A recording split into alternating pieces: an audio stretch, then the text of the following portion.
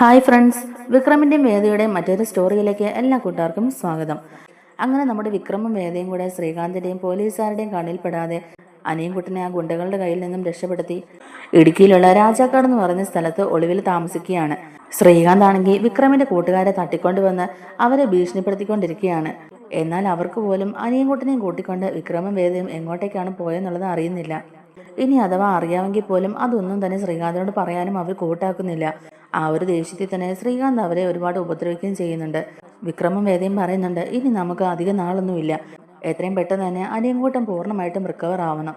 അവനല്ലേ അറിയാവുള്ളൂ പുളിക്കിനെ കൊന്നത് ആരാണെന്നൊക്കെയുള്ള സത്യങ്ങൾ. അവൻ കോടതിക്ക് മുമ്പിൽ സത്യം വെളിപ്പെടുത്തിയാൽ മാത്രമേ എൻ്റെ നിരപരാധിത്വം തെളിയിക്കാനാവുകയുള്ളൂ. അധികം നാൾ നമുക്കിവിടെ പിടിച്ചു നിൽക്കാനാവില്ല.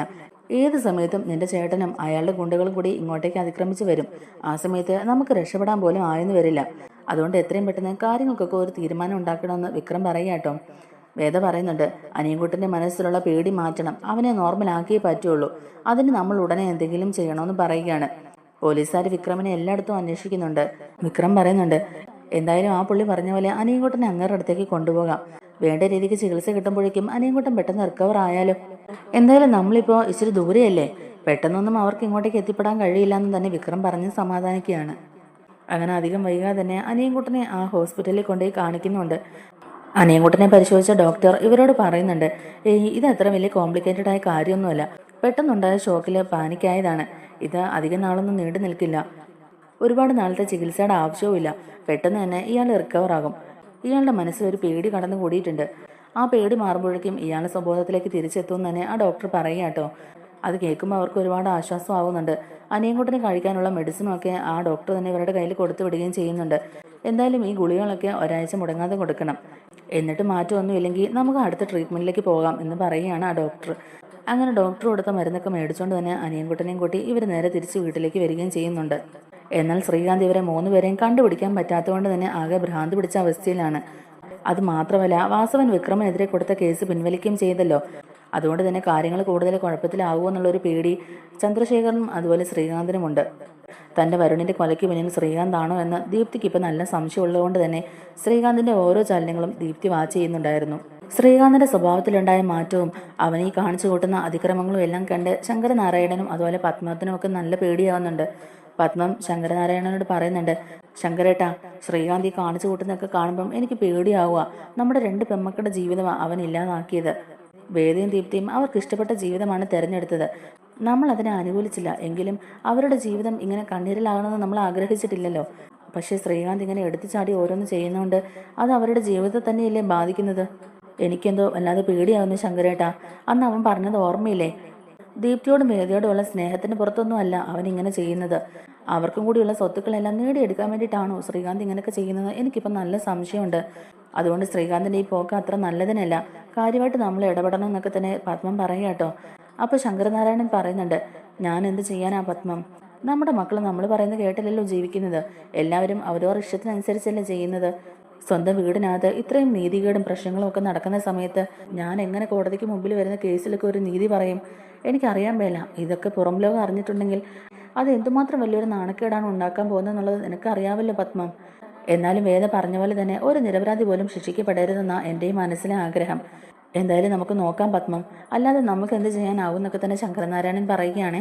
പത്മത്തിനാണെങ്കിലും വേദയുടെയും ദീപ്തിയുടെയൊക്കെ ജീവിതം ഇങ്ങനെ ആയി പോയല്ലോ എന്നൊക്കെ ഓർത്ത് ഭയങ്കര സങ്കടത്തിലിരിക്കുകയാണ്. ശങ്കരനാരായണൻ പറയുന്നുണ്ട്, വേദ പറയുന്ന പോലെ ശ്രീകാന്താണ് വരുണിൻ്റെ കൊലയ്ക്ക് പിന്നിലെങ്കിൽ എന്നെക്കൊണ്ട് കഴിയുന്നതിൻ്റെ പരമാവധി ശിക്ഷ തന്നെ ഞാൻ അവന് മേടിച്ചു കൊടുക്കും. ആ സമയത്ത് പ്രതിക്കൂട്ടിൽ നിൽക്കുന്നത് സ്വന്തം മകനാണെന്നുള്ളൊരു പരിഗണന പോലും ഞാൻ അവന് കൊടുക്കില്ല. തെറ്റു ചെയ്തവർ ശിക്ഷ അനുഭവിക്കണം. ഇത്രയും കാലത്തെ എൻ്റെ സർവീസിൽ ഒരിക്കൽ പോലും ഞാൻ ഒരു നീതികേട് കാണിച്ചിട്ടില്ല. നീതി ന്യായവും നോക്കി മാത്രമേ ഞാൻ വിധി കൽപ്പിക്കാറുള്ളൂ. അത് തന്നെ ഇക്കാര്യത്തിലും നടക്കുമെന്ന് ശങ്കരനാരായണൻ പറയുകയാണ്. അതേ സമയത്ത് വാസവന്റെ ഗുണ്ടകളും കൂടി ചേർന്ന് വരുണിൻ്റെയും പുളിക്കൻ്റെയും കൊലയ്ക്ക് പിന്നിലെ ആരാണെന്നൊക്കെ ഉള്ളത് ഇങ്ങനെ കണ്ടുപിടിച്ചുകൊണ്ട് തന്നെ ഇരിക്കുകയാണ്. അവർക്കും ഇതുവരെ ഒരു തെളിവും തന്നെ കിട്ടിയിട്ടില്ല കേട്ടോ. അങ്ങനെ ഇരിക്കുമ്പോഴാണ് കൂട്ടത്തിലുള്ള ഒരാൾ തന്നെ സാധിക്കുന്നുണ്ടോ എന്നൊരു സംശയം വാസവന് തോന്നിയത്. തൻ്റെ കൂടെ നിന്ന് തൻ്റെ കാല് വരാൻ നോക്കുന്ന ഒരു ഒറ്റുകാരൻ കൂട്ടത്തിലുണ്ടെന്ന് വാസവൻ മനസ്സിലാക്കുകയും അയാളെ കണ്ടുപിടിക്കുകയും ചെയ്യുന്നുണ്ട്. ജോണിയാണ് തൻ്റെ കൂടെ നിന്ന് തന്നെ ചതിച്ചതെന്ന് വാസവന് മനസ്സിലാവുകയാണ്. അവസാനം ജോണി വാസുവിന്റെ കെണിയിൽ പെടുകയും വാസവൻ അയാളെ ശരിക്കും ഒന്ന് കുടഞ്ഞെടുക്കുകയും ചെയ്യുന്നുണ്ട്. എന്നിട്ട് ചോദിക്കുന്നുണ്ട്, ആർക്ക് വേണ്ടിയാടാ, ആർക്ക് വേണ്ടിയാ നീ ഇത്രയും നാളും എൻ്റെ കൂടെ നിന്ന്, ആർക്ക് വേണ്ടിയാ ഇത്രയും നാളും നീ രഹസ്യങ്ങളൊക്കെ ചോർത്തി കൊടുത്തത്, ആരാണ് നിന്നെ സ്വാധീനിച്ചത്, അവരുടെ ലക്ഷ്യം എന്തായിരുന്നു എന്നുള്ള കാര്യങ്ങളെല്ലാം തന്നെ വാസുവൻ അയാളിൽ നിന്നും ചോദിച്ചറിയുകയാണ്. എൻ്റെ സ്വഭാവം നിനക്ക് നന്നായിട്ട് അറിയാവല്ലോ ജോണി, ഇത്രയും നാളും നീ എൻ്റെ കൂടെ തന്നെ ഉണ്ടായിരുന്നല്ലോ. ഇങ്ങനൊരു ഒറ്റുകാരൻ എൻ്റെ കൂടെ ഉണ്ടെങ്കിൽ ഞാൻ അയാളെ എന്ത് ചെയ്യുന്നൊക്കെയുള്ളത് നിനക്കറിയാവല്ലോ. മറ്റെന്തായിരുന്നെങ്കിലും ഞാൻ ക്ഷമിച്ചേനെ. പക്ഷേ എൻ്റെ മോൻ്റെ കൊലപാതകവുമായി ബന്ധപ്പെട്ടുള്ള ഈ ഒരു അന്വേഷണത്തിൽ നീ എന്നെ ചതിക്കാൻ പാടില്ലായിരുന്നു ജോണി എന്നും പറഞ്ഞുകൊണ്ട് തന്നെ ജോണിയെ പൊതിരെ തല്ലുകയാണ് വാസവൻ. അവസാനം ജീവന് തന്നെ ഭീഷണിയാവുമെന്ന് മനസ്സിലാകുമ്പോഴേക്കും ജോണി ആ സത്യങ്ങളെല്ലാം തന്നെ വാസുവിനോട് തുറന്നു പറയുന്നുണ്ട്. ശ്രീകാന്ത് സാറിനും അയാളുടെ അമ്മായച്ചനും വേണ്ടിയിട്ടാണ് ഞാൻ ഈ രഹസ്യങ്ങളൊക്കെ ചോർത്തിയതെന്ന്. പുളിക്കൻ എവിടെയാണെന്നുള്ള വിവരം കിട്ടിയപ്പോഴേക്കും വിക്രമിൻ്റെ ഫ്രണ്ട്സിൻ്റെ കൂടെ പുളിക്കനെ കണ്ടെത്താനായിട്ട് പോയില്ലേ, അന്ന് അയാൾ എന്നെ കോണ്ടാക്ട് ചെയ്തിരുന്നു. ജീവന് ഭീഷണിയാണെന്ന് അറിയുമ്പോഴേക്കും പുളിക്കൻ എന്തായാലും സാറിനോട് സത്യം പറയുന്നുള്ളത് അവർക്ക് അറിയാമായിരുന്നു. അതുകൊണ്ടാണ് എന്നെ ഉപയോഗിച്ച് അവർ അങ്ങനെ ഒരു നീക്കം നടത്തിയത്. സാർ അവിടെ എത്തുന്നതിന് മുമ്പ് തന്നെ പുളിക്കനെ തട്ടിക്കളയാനായിരുന്നു അവരുടെ പ്ലാൻ. അന്ന് ഞാനും ജോസഫും തിരിച്ച് ഇങ്ങോട്ടേക്ക് വരുന്ന സമയത്ത് അനിയൻകുട്ടൻ മാത്രമല്ലേ അവിടെ ഉണ്ടായിരുന്നുള്ളൂ. അനിയൻകുട്ടൻ ഫുഡ് മേടിക്കാൻ പോകുന്ന സമയം നോക്കിയാണ് അവരെങ്ങോട്ടേക്ക് ചെന്നതും പുളിക്കനെ കുത്തി കൊലപ്പെടുത്തിയതും. എന്നാൽ ആ സമയത്ത് അനിയൻകുട്ടൻ തിരിച്ചു വരികയും കൊലപ്പെടുത്തുന്നത് കാണുകയും ചെയ്തുകൊണ്ടാണ് അനിയൻകുട്ടനെ സമനില തന്നെ തെറ്റിയത്. പുളിക്കനെ കൊന്നതിനൊരു ദൃക്സാക്ഷി ഉണ്ടെന്നും അത് അനിയൻകുട്ടനാണെന്നുള്ള കാര്യം ഞാൻ തന്നെയാണ് അറിയിച്ചെന്നൊക്കെയുള്ളത് അയാൾ തന്നെ വാസുവിൻ്റെ അടുത്ത് തുറന്നു പറയുകയാണ്. ഇതൊക്കെ എന്തിനാണ് അയാൾ ചെയ്തത്, എൻ്റെ മോനെ എന്തിനാ അയാൾ കൊന്നു എന്നൊക്കെ ഇങ്ങനെ ചോദിക്കുകയാണ് കേട്ടോ വാസുവൻ. അപ്പോഴേക്കും ജോണി പറയുന്നുണ്ട്, സാർ അത് പിന്നെ സാർ ദീപ്തിയും വരണും തമ്മിലുള്ള കല്യാണം നടത്താം എന്നുള്ളൊരു ധാരണയോട് കൂടിയാണല്ലോ അവർ സാറിനെ കാണാൻ വന്നത്. ശരിക്കും അവർ സാറിനെ ചതിക്കുകയായിരുന്നു. വരുണിനെ കൊലപ്പെടുത്തി ആ കൊലക്കുറ്റം വിക്രമിന്റെ തലയിലിട്ട് വിക്രമിനെ ജയിലിൽ അടയ്ക്കാനായിരുന്നു അവർ പ്ലാൻ ചെയ്തത്. അന്ന് ശ്രീകാര്യം ശ്രീനിവാസന്റെ വലങ്കയായിരുന്ന പുളിക്കനെ ഇവർ ഇതുപോലെ സ്വാധീനിച്ചു. വരുണിനെ കൊന്നത് വിക്രമാണെന്ന് പ്രചരിപ്പിക്കാൻ അവർ പുളിക്കനെ ഉപയോഗപ്പെടുത്തി. പുളിക്കൻ പിടിക്കപ്പെടുമെന്നായപ്പോഴേക്കും പുളിക്കനെയും അവർ ഇല്ലാതാക്കി. അതുപോലെ എൻ്റെ കാര്യവും അത്രേ ഉള്ളൂ സാർ. എന്നെയും അവരെ ഏത് നിമിഷം വേണമെങ്കിലും കൊല്ലാം. ഒന്നുകിൽ അവരുടെ കൈകൊണ്ട് ഇല്ലെങ്കിൽ സാറിൻ്റെ കൈകൊണ്ട് മരണം ഉറപ്പാണെന്നുള്ളത് എനിക്കറിയാമെന്നൊക്കെ തന്നെ അയാൾ പറയുകയാണ്. ഇയാളുടെ വായിൽ നിന്നും സത്യങ്ങളെല്ലാം മനസ്സിലാക്കിയ വാസവനാണെങ്കിലും നല്ല ദേഷ്യത്തിലാണ് കേട്ടോ. വാസവന്റെ ഗുണ്ടകളോട് പറയുന്നുണ്ട്, ഇവനെ കൂട്ടത്തിൽ നിന്ന് നമ്മളെ ചതിച്ചവനാ, ഇവൻ ഇനി പുറം ലോകം കാണാൻ പാടില്ല, ഇവന്റെ കാര്യം അങ്ങ് തീർത്തേരെന്നൊക്കെ തന്നെ പറഞ്ഞിട്ട് അയാൾ നേരെ വീട്ടിലോട്ട് തന്നെ പോകുന്നുണ്ട്. ശ്രീകാന്തും ചന്ദ്രശേഖരനും കൂടെ ഇത്രയും വലിയൊരു ചതിയാണല്ലോ ചെയ്തേ, എൻ്റെ മോൻ്റെ ജീവൻ വെച്ചിട്ടായിരുന്നു ഇവർ ഈ കളികളെല്ലാം കളിച്ചെന്നൊക്കെ അറിയുമ്പോഴേക്കും അവരോട് അടങ്ങാത്ത ദേഷ്യമാകുകയാണ് കേട്ടോ. അങ്ങനെ ദീപ്തിയെ വിളിച്ചിട്ടും വാസുവിന് ഈ സത്യങ്ങളെല്ലാം തന്നെ പറയുന്നുണ്ട്. മോളെ, എല്ലാം ചെയ്തത് നിന്റെ ചേട്ടൻ തന്നെയായിരുന്നു. ഇതിനോടകം ശ്രീകാന്ത് രക്ഷപ്പെടാൻ ചാൻസ് ഉണ്ട്. അവനെ നാട് വിടാൻ ഞാൻ സമ്മതിക്കില്ല മോളെ. ഞാൻ ഉടനെ തന്നെ മോളുടെ വീട്ടിലേക്ക് വരാം. മോളുടെ അച്ഛനെ കണ്ട് ഈ കാര്യങ്ങളൊക്കെ എനിക്ക് അദ്ദേഹത്തോട് പറയാനുണ്ടെന്നൊക്കെ വാസവൻ പറയുകയാണ്. അപ്പോഴേക്കും കൂട്ടത്തിലുള്ള ഒറ്റുകാരനെ വാസവൻ കണ്ടുപിടിച്ചെന്നും ജോണി അയാളുടെ കൈകളിൽ അകപ്പെട്ടു എന്നുള്ളതൊക്കെ ശ്രീകാന്തും അതുപോലെ ചന്ദ്രശേഖരും അറിയുകയാണ് കേട്ടോ. ഉടനെ തന്നെ നാട് വിട്ടു പോകാൻ ഡ്രസ്സൊക്കെ പാക്ക് ചെയ്ത് പുറത്തോട്ടിറങ്ങുന്ന ശ്രീകാന്തിനെ ദീപ്തി വന്ന് തടയുന്നുണ്ട്. ശ്രീകാന്തേട്ടൻ എങ്ങോട്ടേക്കായി ഈ രാത്രിയിലെ പെട്ടിയും കിടക്കുകയൊക്കെ ആയിട്ട് എങ്ങോട്ടെങ്കിലും ഒളിവിൽ താമസം മാറാൻ പോവുകയാണോ? എന്താടി, നീ എന്നെ ചോദ്യം ചെയ്യാൻ നിൽക്കുകയാണോ? എന്നെ ചോദ്യം ചെയ്യാൻ മാത്രം നീ ആളായിട്ടില്ലടി എന്നും പറഞ്ഞുകൊണ്ട് ദീപ്തി അയാളെ തട്ടി മാറ്റുകയാണ്. എന്നാലും ദീപ്തി വീണ്ടും വന്ന് അയാളെ തടഞ്ഞു നിർത്തുകയാണ് കേട്ടോ. എന്നിട്ട് പറയുന്നുണ്ട്, എനിക്കറിയാവടോ തന്നെ പോലെ ഒരു വൃത്തികെട്ടവനെ ഞാൻ എൻ്റെ ജീവിതത്തിൽ തന്നെ കണ്ടിട്ടില്ല. എൻ്റെ വരുണിനെ കൊന്നത് നിങ്ങളാണെന്ന് ഞാൻ അറിഞ്ഞു. എന്നിട്ടും ഞാൻ നിങ്ങളെ രക്ഷപ്പെടാൻ അനുവദിക്കുന്നു നിങ്ങൾക്ക് തോന്നുന്നുണ്ടോ? യാതൊരു കുറ്റബോധവും ഇല്ലാതെ നിൽക്കുന്ന കണ്ടില്ലേ? എന്നിട്ട് ആ കുറ്റം വിക്രമേട്ടന്റെ തലയിൽ കെട്ടിവെച്ച് വിക്രമേട്ടനെ ജയിലിലാക്കാനായിരുന്നില്ലേ നിങ്ങളുടെ പ്ലാൻ? എല്ലാം കഴിഞ്ഞു. ഇനി നിങ്ങൾക്ക് രക്ഷപ്പെടാനാവില്ല. വരുണിന്റെ അച്ഛൻ എല്ലാ സത്യങ്ങളും മനസ്സിലാക്കി. അയാൾ ഇപ്പം ഇങ്ങോട്ടേക്ക് വന്നുകൊണ്ടിരിക്കുക. നിങ്ങളുടെ കാര്യത്തിൽ ഒരു തീരുമാനം ഇന്നുണ്ടാകും. അത് മാത്രമല്ല, ഞാൻ പോലീസിനെ വിളിച്ചിട്ടുണ്ട്. പോലീസ് ഇപ്പം തന്നെ ഇങ്ങോട്ടേക്ക് വരുമെന്നൊക്കെ ദീപ്തി പറയുക കേട്ടോ. നിങ്ങൾ എങ്ങോട്ടേക്കും പോകില്ല, പോയാലും നിങ്ങൾക്ക് അങ്ങനെ രക്ഷപ്പെടാനാകില്ല എന്നൊക്കെ തന്നെ ദീപ്തി തറപ്പിച്ച് പറയുന്നുണ്ട്. ശ്രീകാന്ത് പറയുന്നുണ്ട്, അതിന് നിന്റെ സമ്മതം ആർക്ക് വേണവടി? നീ അറിഞ്ഞതൊക്കെ സത്യം തന്നെയാ. ഇനി ഞാനത് നിഷേധിക്കുന്നൊന്നുമില്ല. വരുണിനെ കൊന്നതും ആ കുറ്റം വിക്രമിന്റെ തലയിൽ കെട്ടിവെക്കാൻ നോക്കിയതും എല്ലാം ഞാൻ തന്നെയാ. അതിനിപ്പോൾ എന്നാ വേണം? കൊല്ലും കൊലയും തെമ്മാടത്തിലും ഒക്കെ കാണിച്ചുകൊണ്ട് നടക്കുന്നവന്മാരെ ഈ വീട്ടിൽ കയറി പെണ്ണാലോചിച്ച് വന്നാലേ പിന്നെ എന്നാ ചെയ്യണം എന്നൊക്കെ ചോദിച്ചുകൊണ്ട് തന്നെ ശ്രീകാന്ത് അങ്ങ് വല്ലാണ്ട് വയലന്റ് ആവുകയാണ് കേട്ടോ. പിന്നൊരു കാര്യം, ഞാനാണ് വരുണിനെ കൊന്നതെന്നുള്ളതിന് ഒരു തെളിവും ഇല്ലടി. അതിനൊരു സാക്ഷി പോലും ഇല്ല. പിന്നെ എങ്ങനെ അത് ഞാനാ ചെയ്തതെന്നുള്ളത് ഉറപ്പിക്കും എന്നൊക്കെ ഇങ്ങനെ ചോദിക്കുകയാണെ എന്നും പറഞ്ഞുകൊണ്ട് തന്നെ അങ്ങോട്ട് മാറി നില്ലടി എന്നൊക്കെ പറയുകയാണ് ദീപ്തിയോട്. ഈ സമയത്ത് താഴത്തെ ഈ ഒച്ചയും ബഹളമൊക്കെ കേട്ടോണ്ട് തന്നെ ശങ്കരനാരായണൻ അങ്ങോട്ടേക്ക് വരികയാണ്. വന്നിട്ട് പറയുന്നുണ്ട്, എന്താ ഇവിടെ ഓരോ ഒച്ചയും ബഹളമൊക്കെ? ദീപ്തി പറയുന്നുണ്ട്, അച്ഛാ ഇയാളാണ് അച്ഛാ എൻ്റെ വരുണിനെ കൊന്നത്. എന്നിട്ട് ആ കുറ്റം വിക്രമേട്ടൻ്റെ തലയിൽ കെട്ടിവെക്കാൻ നോക്കിയത് ഇയാളെ വിശ്വസിക്കരുത് അച്ഛാ, ഇയാളാണ് കൊലയാളി എന്നൊക്കെ ഇങ്ങനെ ശ്രീകാന്തിനെ കഴിച്ചുകൊണ്ട് പറഞ്ഞുകൊണ്ടിരിക്കുക കേട്ടോ. അത് കേട്ടോണ്ട് ശങ്കരനാരായണൻ പറയുന്നുണ്ട്, ആണോ ദീപ്തി പറയുന്നതൊക്കെ ശരിയാണോടാ? ശ്രീകാന്ത് ആ സമയത്ത് തല കുനിച്ച് നിൽക്കുകയാണ് കേട്ടോ. ഒന്നും മിണ്ടാതെ അവിടെ നിന്ന് ഇറങ്ങിപ്പോകാൻ നോക്കുമ്പോഴേക്കും അയാൾ വീണ്ടും പറയുന്നുണ്ട്, നിനക്ക് ഞാൻ ചോദിച്ചത് കേട്ടില്ലേ, നീയാണോ ഈ കൊലയ്ക്ക് പിന്നിൽ എന്നിങ്ങനെ ചോദിക്കുമ്പോഴേക്കും ശ്രീകാന്ത് ശങ്കരനാരായണനോട് പൊട്ടിത്തെറിച്ചോണ്ട് പറയുന്നുണ്ട്, അതെ, അതിനിപ്പോൾ എന്ത് വേണം? അതെ, അവൾ പറഞ്ഞതൊക്കെ ശരി തന്നെയാ, വരുണിനെ കൊന്നത് ഞാൻ തന്നെയാ. എന്നിട്ട് ആ കുറ്റം വിക്രമിന്റെ തലയിൽ കെട്ടിവെക്കാനും നോക്കി. അതിൽ നിന്നൊക്കെ അവൻ രക്ഷപ്പെട്ടു. പുളിക്കിനെ കൊല്ലേണ്ടി വന്നതും അവൻ കാരണമാ, ആ വിക്രം കാരണം. എന്നിട്ടും അവൻ എല്ലാത്തിൽ നിന്നും രക്ഷപ്പെട്ട് നടക്കുകയല്ലേ. ഇനി എന്തായാലും അവൻ രക്ഷപ്പെടുകയൊന്നുമില്ല. അവൻ ഇനി അധികം ആയുസ്സൊന്നുമില്ല. അനിയൻകുട്ടൻ മാത്രമേ ഉള്ളൂ പുളിക്കിനെ കൊന്നതിന് ഏക ദൃക്സാക്ഷി.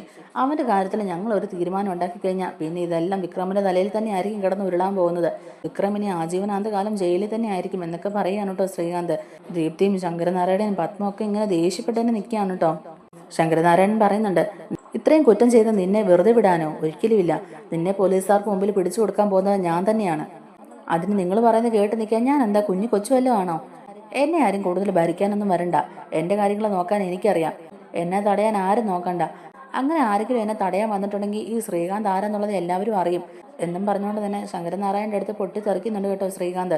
എന്നെ തടയാൻ വന്നിട്ടുണ്ടെങ്കിൽ അച്ഛനാണെന്ന് പോലും ഞാൻ നോക്കുകയില്ല എന്നൊക്കെ തന്നെ പറയുകയാണ്. വിക്രമിനെതിരെ ആദ്യം അച്ഛനും എൻ്റെ കൂടെ ഉണ്ടായിരുന്നുള്ളത് ഓർക്കണം. പോലീസിനെ പിടിച്ചിട്ടുണ്ടെങ്കിൽ ഇതെല്ലാം അച്ഛൻ്റെ അറിവോട് കൂടിയാണ് ഞാൻ ചെയ്തെന്ന് അങ്ങ് പറയും. പിന്നെ അച്ഛനും ഇതിൽ പങ്കുണ്ടെന്ന് ഞാൻ വരുത്തി തീർക്കും. വെറുതെ കാര്യങ്ങളൊക്കെ അത്രത്തോളം എത്തിക്കേണ്ട ആവശ്യമുണ്ടോ? മാറ്, എനിക്ക് രക്ഷപ്പെട്ടേ പറ്റത്തുള്ളൂ. എനിക്കിനി ഇവിടെ നിൽക്കാൻ അധികം നേരമൊന്നുമില്ല.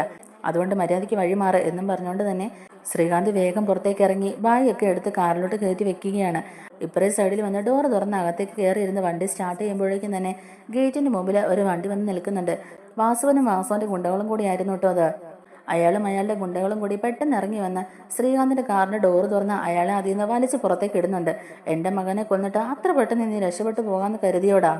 നിന്റെ അച്ഛൻ്റെ അമ്മയുടെ മുമ്പിൽ വെച്ച് തന്നെ നിന്നെ ഞാൻ കൊല്ലാൻ പോവാടാ എന്നും പറഞ്ഞുകൊണ്ട് തന്നെ അയാളെ കൊല്ലാനായിട്ടുള്ള കത്തിയൊക്കെ എടുക്കുന്നുണ്ട് കേട്ടോ വാസവൻ. പെട്ടെന്ന് തന്നെ പോലീസുകാർ അങ്ങോട്ടേക്ക് വരുന്നതുകൊണ്ട് അവർ വന്ന് പെട്ടെന്ന് വാസുവിനെ തടയുന്നുമുണ്ട്. നീ എൻ്റെ കയ്യിൽ നിന്ന് രക്ഷപ്പെട്ടു എന്ന് കരുതണ്ട, നിന്നെ ഞാൻ തീർത്തിരിക്കും. എന്നെ നീ ചതിക്കായിരുന്നു അല്ലേ? നിന്റെ നേട്ടങ്ങൾക്ക് വേണ്ടി എൻ്റെ മകൻ്റെ ജീവിതമാണ് നീ ഇല്ലാതാക്കിയത്. എൻ്റെ മകനെ കൊന്ന നിന്നോട് ഞാൻ ഒരിക്കലും ക്ഷമിക്കില്ല. ഇതിനുള്ള ശിക്ഷ നിനക്ക് ഞാൻ തന്നിരിക്കും എന്നൊക്കെ തന്നെ പറഞ്ഞ് വാസുവൻ അങ്ങ് ഭയങ്കര കലിപ്പിൽ സംസാരിക്കുകയാണ് ശ്രീകാന്തിനോട്. പോലീസുകാരെല്ലാവരും വട്ടം കൂടിയതോടുകൂടി തന്നെ ശ്രീകാന്തിനെ പോലീസുകാർ അറസ്റ്റ് ചെയ്ത് കൊണ്ടുപോവുകയും ചെയ്യുന്നുണ്ട്. ശ്രീകാന്തിനെ പോലീസുകാർ അറസ്റ്റ് ചെയ്തുകൊണ്ട് പോകുന്ന കാണുമ്പോഴേക്കും ദീപ്തിക്ക് സന്തോഷമാവുകയാണ് കേട്ടോ. കാരണം താൻ ജീവനെ പോലെ സ്നേഹിച്ച വരുണിന്റെ കൊലയ്ക്ക് പിന്നിൽ ശ്രീകാന്ത് ആണല്ലോ. അയാൾക്ക് തക്കതായ ശിക്ഷ കിട്ടണമെന്ന് തന്നെയാണ് ദീപ്തിയും ആഗ്രഹിച്ചിരുന്നത്. സ്വാർത്ഥ നേട്ടങ്ങൾക്ക് വേണ്ടി തൻ്റെ പെങ്ങന്മാരുടെ ജീവിതം പോലും ഇല്ലാതാക്കാൻ നോക്കിയ ഇവനെപ്പോലെ ഒരു ക്രൂരൻ ഇനി ഈ വീട്ടിൽ വേണ്ടാന്നുള്ളൊരു തീരുമാനം തന്നെയാണ് ശങ്കരനാരായണനും പത്മവും കൂടി എടുക്കുന്നത്. അങ്ങനെ അധികം വൈകാതെ തന്നെ ഈ വിവരങ്ങളെല്ലാം വേദയും വിക്രമും അറിയുന്നുണ്ട്. ഇനി ഈ ഒളിച്ചുകളിയുടെ ആവശ്യമൊന്നുമില്ല. വിക്രം നിരപരാധിയാണെന്ന് ഇപ്പം എല്ലാവർക്കും ബോധ്യമായി. വരുണിൻ്റെയും പുളിക്കിൻ്റെയും കൊലയ്ക്ക് പിന്നിൽ ശ്രീകാന്തേട്ടനാണെന്ന് ഇപ്പം എല്ലാവർക്കും ബോധ്യമായി. ശ്രീകാന്തേട്ടനെ പോലീസ് അറസ്റ്റ് ചെയ്തുകൊണ്ട് പോയിട്ടുണ്ട്. വാസുവിന് കാര്യങ്ങളൊക്കെ മനസ്സിലായി. അയാളുടെ കൂടെ നിന്ന് ഒറ്റയത് ആരാണെന്നൊക്കെ അയാൾ കണ്ടുപിടിച്ചു. ഇനി നമുക്ക് പേടിക്കേണ്ട ആവശ്യമില്ല. ധൈര്യമായിട്ട് തന്നെ നമുക്ക് തിരിച്ചങ്ങോട്ടേക്ക് പോകാം. എന്തായാലും പോലീസുകാർ അയാളെ അറസ്റ്റ് ചെയ്താൽ നന്നായി. അയാൾ എന്തിനു വേണ്ടിയിട്ടാണ് ഇങ്ങനെയൊക്കെ കാണിച്ചു കൂട്ടിയെന്നുള്ളത് കോടതിക്ക് മുമ്പിൽ എനിക്ക് തെളിയിക്കാമല്ലോ. എന്നോടും ദീപ്തിയോടും അയാൾ ചെയ്ത ക്രൂരതകൾക്കൊക്കെ എണ്ണി എണ്ണി അയാളെ കൊണ്ട് ഞാൻ മറുപടി പറയിപ്പിക്കും. സമൂഹത്തിന് മുമ്പിൽ അയാളെ ഞാൻ വലിച്ചു കീറും. അയാൾ പകൽമാനിനെ പോലെ ചമഞ്ഞ് നടക്കുകയായിരുന്നല്ലോ. അയാളുടെ എല്ലാ കള്ളത്തരങ്ങളും ദുഷ്ടത്തരങ്ങളും ഒക്കെ ഞാൻ പുറത്തു കൊണ്ടുവരുമെന്ന് വേദ പറയുകയാണ്. അത് കേട്ട് വിക്രമിന് ഒരുപാട് സന്തോഷമാകുന്നുണ്ട്.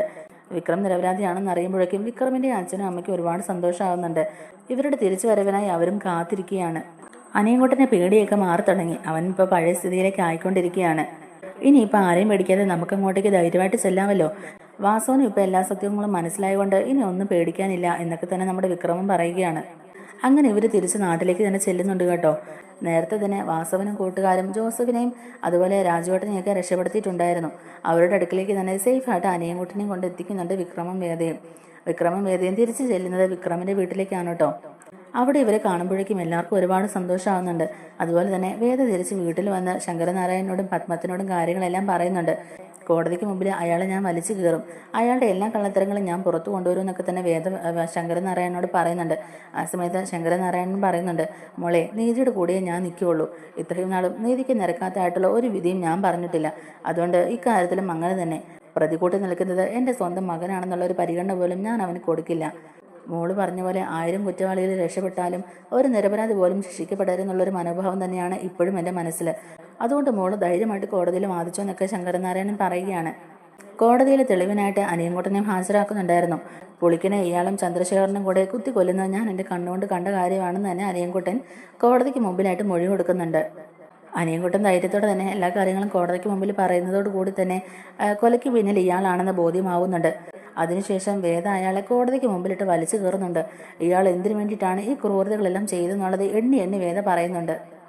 അങ്ങനെ എല്ലാ സ്വത്തുക്കളും കൈവശപ്പെടുത്താൻ വേണ്ടിയിട്ടുള്ള ഒരു നാടകം കൂടിയാണ് ഇയാളും ഇയാളുടെ അമ്മായച്ചനും കൂടി കളിച്ചതെന്ന് വേദ എല്ലാവരുടെയും മുമ്പിൽ തുറന്നു പറയുന്നതോടുകൂടി തന്നെ അയാൾ എത്ര വലിയ ക്രൂരനാണെന്ന് എല്ലാവർക്കും ബോധ്യമാവുന്നുണ്ട്. അങ്ങനെ കോടതിയിൽ ശ്രീകാന്തിന് ജയിൽവാസമാണ് ശിക്ഷയായിട്ട് കൊടുക്കുന്നത്. 2 കൊല ചെയ്ത് ഇയാൾക്ക് 30 വർഷം കഠിന തടവാണ് കോടതി വിധി വന്നിരിക്കുന്നത്. ജയിലിൽ പോയാലും ഇയാൾ നന്നാകാനൊന്നും പോകുന്നില്ലെന്നുള്ളത് നമ്മുടെ ദീപ്തിക്കും വേദയ്ക്കും ഒക്കെ അറിയാം. എന്നാൽ പോലും ഇയാളുടെ സ്വാധീനമൊക്കെ ഉപയോഗിച്ച് എത്രയും പെട്ടെന്ന് പുറത്തു വരാൻ നോക്കും. ഇയാൾ ആഗ്രഹിച്ച പോലെ എൻ്റെ ജീവിതത്തിനെ വിക്രമിനെ ഒഴിപ്പിച്ച് കളയാനാവില്ല. അതിന് ഞാൻ ഒരിക്കലും സമ്മതിക്കില്ല. എനിക്കൊരു ജീവിതമുണ്ടെങ്കിൽ അത് വിക്രമിൻ്റെ കൂടെ ആയിരിക്കും. ഞാൻ വിക്രമിൻ്റെ ഭാര്യയായി വിക്രമിൻ്റെ കൂടെ തന്നെ ജീവിക്കും. അതുപോലെ എനിക്ക് അവകാശപ്പെട്ട എല്ലാ സ്വത്തുക്കളും ഞാൻ വിക്രമിൻ്റെ പേരിൽ എഴുതി കൊടുക്കും. ഞങ്ങൾക്ക് ജനിക്കാൻ പോകുന്ന കുഞ്ഞുങ്ങളത് അനുഭവിക്കും. അതിൽ നിന്ന് ഒരു തരി സ്വത്ത് പോലും ഞാൻ ശ്രീകാന്തേട്ടന് തരില്ല. അതോർത്ത് വ്യാമോഹിക്കുകയും ചെയ്യേണ്ടെന്നൊക്കെ തന്നെ പറഞ്ഞിട്ടാണ് അയാളെ ജയിലിലേക്ക് കൊണ്ടുപോകുന്നതും. അതുപോലെ മറ്റൊരു കാര്യം കൂടെ എനിക്ക് പറയാനുണ്ട്. വിക്രമിൻ്റെ കുഞ്ഞിനെ ഞാൻ പ്രസവിക്കുന്നത് തനിക്ക് ഇഷ്ടമല്ലെന്നല്ലേ താൻ പറഞ്ഞത്? എന്നാ കേട്ടോ, എൻ്റെ വയറ്റിൽ വിക്രമിൻ്റെ കുഞ്ഞ് ജന്മം എടുത്തു കഴിഞ്ഞു. അധികം വൈകാതെ തന്നെ വിക്രമിൻ്റെ കുഞ്ഞിനെ ഞാൻ പ്രസവിക്കുകയും ചെയ്യും. ഞങ്ങളുടെ കുഞ്ഞുമായിട്ട് ഞാൻ ആ തറവാട്ടിൽ വരികയും ചെയ്യും. നിങ്ങൾ കൈപ്പിടിയിൽ ഒതുക്കാൻ നോക്കിയ സകല സ്വത്തുക്കളുടെയും ഏക അവകാശിയാണ് എൻ്റെ വയറ്റിൽ വളരുന്ന കുഞ്ഞ്. അതിൽ നിന്ന് ഒരു തരി സ്വത്ത് പോലും നിങ്ങൾ ആഗ്രഹിച്ചതുപോലെ നേടിയെടുക്കാൻ നിങ്ങളെ കൊണ്ടാവില്ല. അത് ഞാൻ സമ്മതിക്കത്തുമില്ല എന്നൊക്കെ തന്നെ പറയുകയാണ് വേദ. ഇത്രയും നാളും താനിരുന്ന് രസിച്ച കസേരയിലെ ഇനി ഞാൻ വിക്രമിനെ ഇരുത്തും. എല്ലാ സ്ഥാപനങ്ങളുടെയും എല്ലാ ഫാക്ടറികളുടെയും തലപ്പത്ത് എല്ലാ കാര്യങ്ങളും നോക്കി നടത്താൻ ഞാൻ വിക്രമിനെ തന്നെ അവിടെ ഇരുത്തും എന്നൊക്കെ തന്നെ പറയുകയാണ് വേദ. അങ്ങനെ വേദ പറഞ്ഞ കാര്യങ്ങളെല്ലാം കേട്ട് ആകെ തകർന്നു നിൽക്കുകയാണ് കേട്ടോ ശ്രീകാന്ത്. എല്ലാ രീതിക്കും തകർന്നു പോയി, എല്ലാ രീതിക്കും വലിയൊരു തകർച്ചയായി പോയി എന്നൊക്കെ ഓർത്തിങ്ങനെ വിഷമിച്ച് നിൽക്കുകയാണ് ശ്രീകാന്ത്. അങ്ങനെ എല്ലാ പ്രതീക്ഷകളും അസ്തമിച്ചു എന്നുള്ളൊരു നിരാശയോടുകൂടി തന്നെ ശ്രീകാന്ത് പോലീസുകാരോടൊപ്പം ജയിലിലേക്ക് പോകുന്നുണ്ട്.